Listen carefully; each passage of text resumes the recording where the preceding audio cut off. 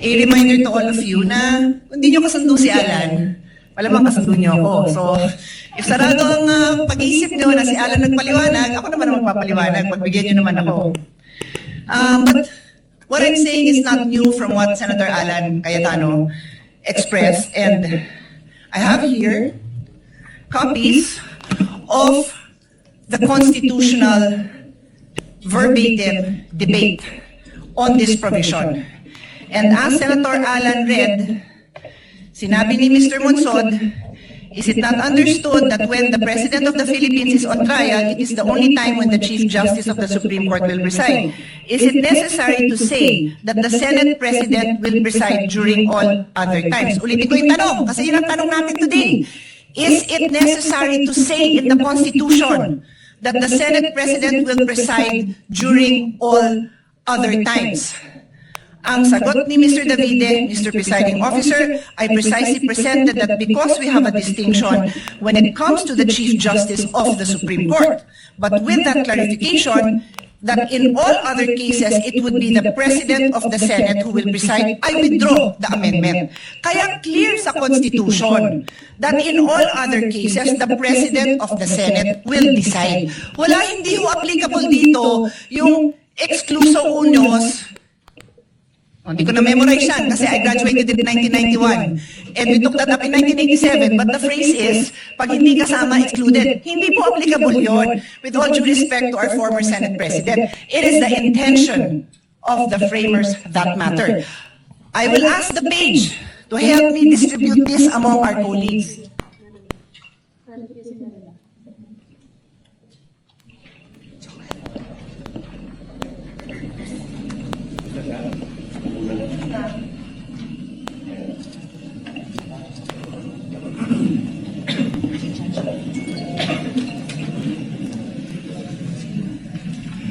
I have also asked our staff to actually copy. I am environmentally friendly, so ayoko sana ng papel. Pero alam ko na hindi po lahat sa atin gumagamit ng digital, ng electronic gadgets, kaya pinapil ko na lang. Pero kailangan ko pakita sa inyo yung mismong nasa journal. Yan din yon. Yan din yon, my dear colleagues. Yun lang hiling ko sa inyo. Intindihan naman natin yung nandito. Pumoto na.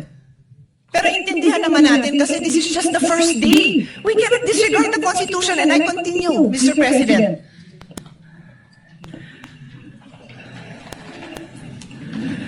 We have enough jurisprudence, more than enough, to explain to us, even in layman's term, what basic legal principles are. And one of the most fundamental principles of constitutional construction states that we give effect to the intents of the framers of the Constitution. With this vote, did we give effect to the intentions of the framers of the Constitution? Sinabi nga Senate President ang magpe-preside.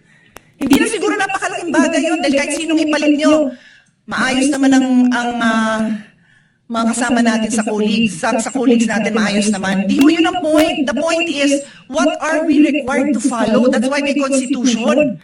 And I will now state, for the record, a few cases that point out that this is what we are supposed to do. Give effect to the Constitution. Lambino versus Commission Election in GR number 174153, the Supreme Court looked explicitly to the Constitutional Commission deliberation to determine the nature of people's initiative. Because the text was debated, the court used the framers' explicit intention. I repeat, the court used the framers' explicit intention revealed in the plenary debates to prevent deceptive or misleading petition processes and establish a stringent full text requirement. So anong ginawa sa kaso? Tinignan ang intent ng framers of the Constitution. Another case, Calderon versus Carale, GR number 9163. God bless his soul. Si Dean Carale was my dean. And Senator Ines as well. Senator Kikos as well. He was with my father in the University of Michigan. So, pagbigyan niyo na ako a moment of remembering him. In GR number 91636, the court resolved a dispute regarding the President's power to make appointments without confirmation by the Commission appointment. The court examined the historical and textual context of Article 7, Section 16 of the 1987 Constitution, noting that the clear and express intent of its framers was to exclude presidential appointments from confirmation except for those expressly mentioned. So, balik ko sa kasong to. What was the clear intention? That the Senate President presides. That is the clear intention. Dear colleagues, umpisa pa lang.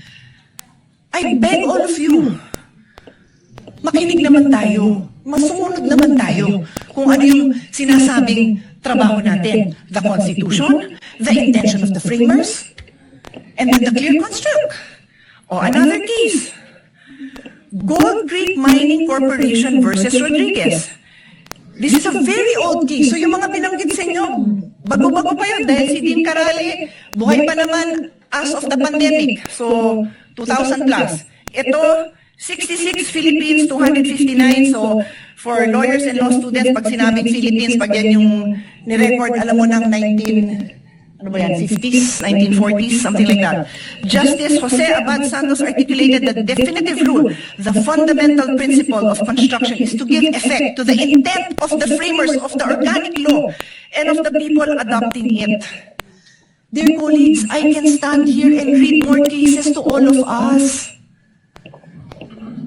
We have law students.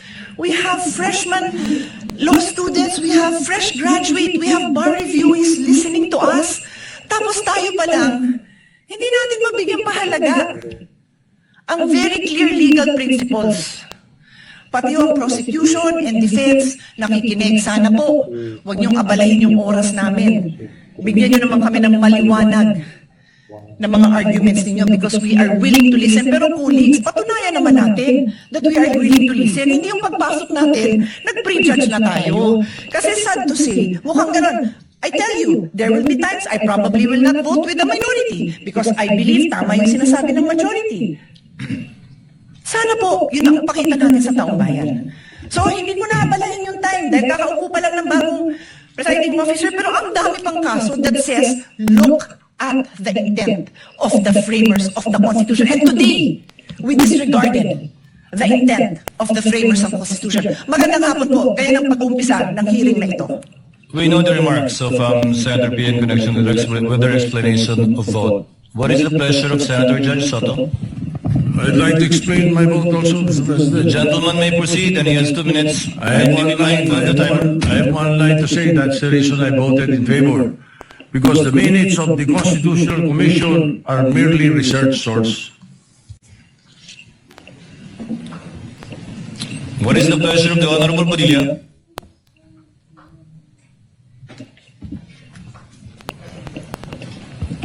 Ginoong, Will the gentleman explain his vote? opo, The gentleman may proceed. You have 2 minutes, sir. maraming salamat po, Ginoong punong tagapamahala.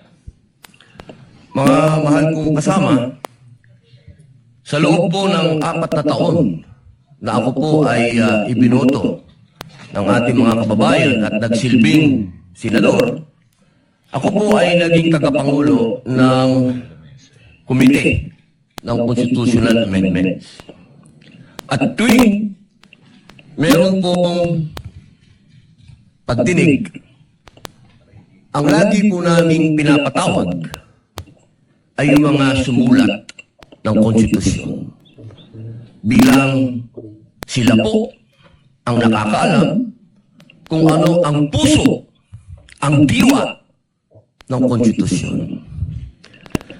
Malinaw po na kung meron tayong pakikinggan, yung ay naniniwala sa Panginoong Diyos, kaya tayo po ay naniniwala sa salitang Creator, tagapaglikha. At ang lumikha po ng konstitusyon ay itong mga taong nabanggit sa ipinamahagi ng ating mahal na Senadora Cayetano. Malinaw po dito. Nasabi na po sa English ito. Mainam po ay sabihin po natin sa Tagalog upang mas maintindihan po ng ating mga kababayan. Bili po ako ng tulong sa Google kasi legal terms po ito. Hindi naman po ako nagtapos sa UP, hindi rin po ako nagtapos sa Ateneo, nagtapos po ako ng criminology at UP rin sa University of Prison. Ang sabi po dito, sa Tagalog po Ginoong Presiding Officer, eksakto ko itong hinihain dahil nagkaroon tayo ng pagkakaiba pagdating sa punong maestrado ng Korte Suprema. Ngunit sa paglilinaw na iyon, na sa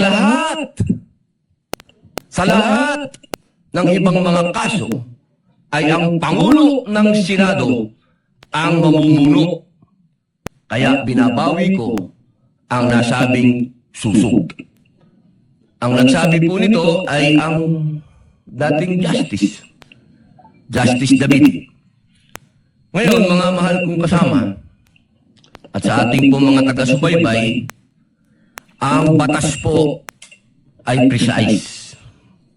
Hindi po ito pwedeng iba-ibahin o baluktutin. Kung ano ang sinabi lalo ng saligang batas, ay sana po ay panghawakan natin. Ngayon, sa loob po ng 4 na taon ko dito, lagi pong sinasabi yung tradisyon. Minsan yung rules na yan, nawawala yan eh. Ilang beses na ako naguluhan dito dahil, teka, sundin natin yung tradisyon kaysa yung rules. 2 beses na po nagkaroon ng impeachment. Yung unang impeachment, ang nag-preside ay yung Chief Justice, yung kay Pangulong Estrada. Yung sumunod po, nandito na po ako nun. Ang nag-preside ay ang mahal na Bicolanong kaibigan ko, Senador Chis Escudero. Yun po kasi yung nasasabi sa saligang batas at tradisyon. Yun na po yung nangyari. Ngayon, gusto ko pong tanungin yung mga kasama ko sa majority. Personal na tanong po ito. Nung hinihikayat po akong sumama sa majority, isa lang ang sinabi ko. Kung si Senator Chis Escudero, ang kababayan kong Bicolano, ang gagawin yung Senate President, lilipat ako sa inyo. Ang hindi ko maintindihan, bakit ngayon pinipilit natin na ang ating presiding officer si Chis Escudero? Ba't hindi natin siya ginawang Senate President nun? Yun lang po ang tanong ko. Maraming salamat. The remark